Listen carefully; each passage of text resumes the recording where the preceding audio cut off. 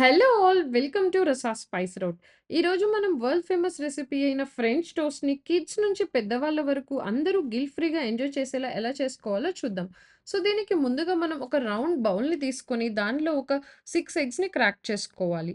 Once crack చేసిన తరువాత అన్ని ఎగ్స్‌ని బాగా బీట్ చేయాలి. ఇక్కడ నేను తీసుకున్న క్వాంటిటీ అనేది 3 పర్సన్స్‌కి సరిపోతుంది.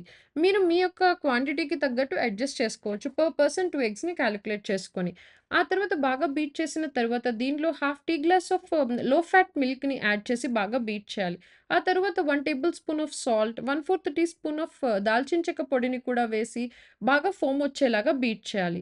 ఆ తరువాత దీన్ని మనం పక్కన పెట్టుకొని ఒక పాన్ పెట్టి పాన్ హీట్ అయిన తరువాత కొంచెం బటర్‌ని కానీ, హాఫ్ టీ స్పూన్ ఆయిల్‌ని కానీ వేసి ఆయిల్ బాగా హీట్ అయిన తరువాత ముందుగా మనం ఒక 25-30 సెకండ్స్ పాటు సోక్ చేసిన బ్రెడ్ స్లైస్‌ని తీసి మనం ఆ పాన్‌లో వేయాలి. దాన్ని అటు ఇటు ఫ్లిప్ చేస్తూ మంచి గోల్డెన్ బ్రౌన్ కలర్ వచ్చేంత వరకు రోస్ట్ చేయాలి.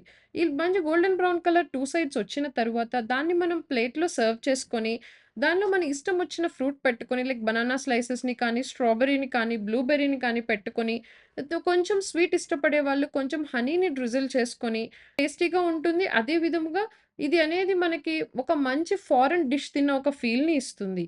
So thanks for watching our channel. Please do like, share and subscribe to our channel.